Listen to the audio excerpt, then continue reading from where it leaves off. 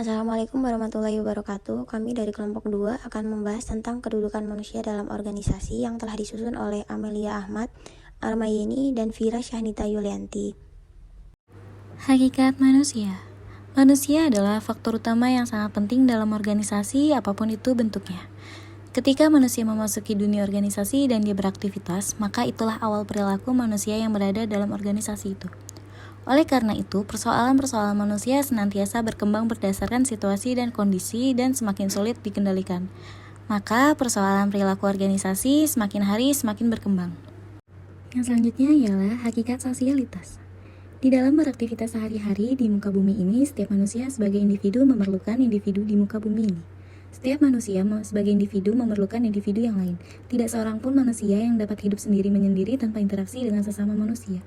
Manusia adalah makhluk sosial yang memiliki hakikat sosialitas, tahu, kebersamaan, berupa kecenderungan untuk berada bersama pada suatu tempat dan waktu yang sama dengan saling berinteraksi. Kecenderungan inilah yang mendorong manusia hidup berkelompok yang disebut masyarakat. Sebagian besar kelompoknya disebut bangsa, yang merasa bersatu dengan identitas yang sama atau memiliki kesamaan. Pengertian organisasi. Organisasi dapat dipahami dari berbagai perspektif, tergantung dari sudut pandang masing-masing disiplin ilmu ekonomi, bisnis, sosial, dan politik. Bagi seorang ekonomi, pemahaman organisasi akan lebih difokuskan pada bagaimana menyediakan barang dan jasa yang cukup bagi masyarakat. Bagi seorang pebisnis yang situasinya penuh persaingan, pemahaman lebih dialokasikan pada bagaimana dapat mencapai keuntungan yang memadai. Bagi seorang sosiolog, antara lain difokuskan bagaimana bagian-bagian dalam organisasi itu berfungsi dalam mencapai tujuan yang telah ditetapkan. Bagi politikus, akan difokuskan pada fungsi organisasi sebagai alat untuk memperoleh dan mempertahankan kekuasaan. Unsur-unsur organisasi. Dalam sebuah organisasi, harus ada unsur-unsur di dalamnya. Berikut unsur-unsur organisasi yang perlu kamu ketahui. 1. Sumber daya manusia. Yang dimaksud adalah anggota atau orang-orang yang ada di dalam organisasi. 2. Memiliki visi bersama adalah sasaran yang ingin dicapai organisasi. Hal tersebut digambarkan dengan apa yang akan dicapai, baik melalui program, prosedur, network, kebijaksanaan, peraturan, dan lainnya yang telah ditetapkan secara bersama-sama. 3. Sarana prasarana organisasi juga membutuhkan sarana dan prasarana guna mencapai tujuan bersama. Biasanya sarana dan prasarana yang dibutuhkan adalah kantor atau ruang, komputer, printer, dan lain-lain yang dibutuhkan demi kelancaran organisasi itu sendiri. 4. Kerjasama seperti yang telah diketahui, organisasi merupakan wadah untuk sekumpulan orang yang turut berkontribusi untuk mencapai tujuan bersama. 5. Lingkungan unsur organisasi yang tidak kalah penting adalah lingkungan, sebab lingkungan merupakan area di mana organisasi berinteraksi. Hakikat moralitas. Pada hakikatnya, setiap manusia sebagai individu, maka di dalam beraktivitas di dalam masyarakat menginginkan untuk hidup secara harmonis bersama individu yang lain. Suatu hal yang tidak dapat dipungkiri, manusia sebagai ciptaan Tuhan Yang Maha Esa yang memiliki hakikat moralitas berupa kecenderungan pada norma-norma dan nilai-nilai yang memungkinkan hidup sesuai dengan harkat dan martabatnya sebagai manusia. Kecenderungan pada norma-norma inilah yang mendasari kemampuan manusia untuk mengenali batas-batas yang harus dihormati dan diwujudkan untuk dapat hidup bersama di dalam masyarakat, termasuk juga dalam bentuk organisasi. Perubahan paradigma organisasi.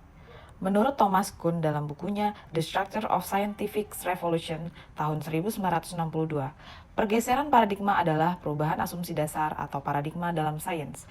Menurutnya, paradigma adalah apa yang diyakini oleh anggota komunitas ilmiah atau The Essential Tension 1977. Dalam perkembangannya, organisasi telah dan mengalami perubahan paradigma, mulai dari paradigma klasik, paradigma human, dan paradigma kolaborasi. Menurut Limerick dan Cunnington 1993, sebagaimana dikemukakan oleh Keban 2008 halaman 129, bahwa pada paradigma klasik tokoh yang sangat populer adalah Weil, Taylor, Urwix, dan Gulick, Gens, dan sebagainya. rancangan organisasi pada generasi, orientasi pada efisiensi yang tinggi, sistem otoritas dan kendali yang sangat hierarkis dengan rental kendali yang sangat sempit.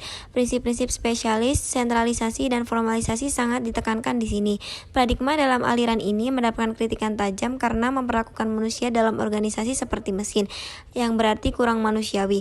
Organisasi dilihat sebagai suatu proses mekanistik, kreativitas, inisiatif, dan partisipasi anggota tidak dihargai sama sekali.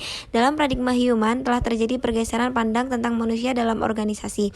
Manusia telah dilihat sebagai makhluk sosial yang dapat membentuk sendiri kelompok-kelompok informal sesuai dengan keinginannya dan ingin bekerja pada kondisi kerja yang menyenangkan. Tokoh sebagai pelopor pada generasi ini adalah Elton Mayo dengan eksperimennya di Halton tahun 1930-an.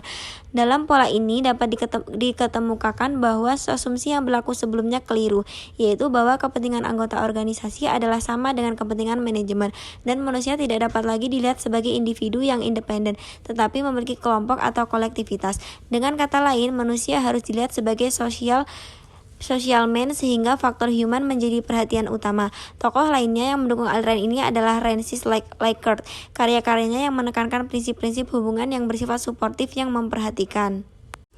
Kesimpulan, peran sumber daya manusia memiliki kedudukan yang sangat penting dan strategis dalam organisasi untuk mencapai tujuan. Sumber daya manusia sangat penting bagi perusahaan dalam mengelola, mengatur, dan memanage pegawai, sehingga dapat berfungsi secara produktif dan tercapainya tujuan perusahaan. Saran, maka dari itu perlunya untuk perusahaan meningkatkan kualitas juga produktivitas di dalam perusahaan, mengikuti perkembangan zaman dan teknologi, memberdayakan dan memanfaatkan kemampuan dari sumber daya yang dimiliki karyawan, dan mempertahankan kesejahteraan karyawan di tempat kerja. Demikianlah penjelasan dari kami, semoga bermanfaat bagi para pembaca. Apabila ada saran dan kritik yang ingin disampaikan, silakan sampaikan kepada kami, dan mohon maaf jika ada kesalahan dalam penulisan.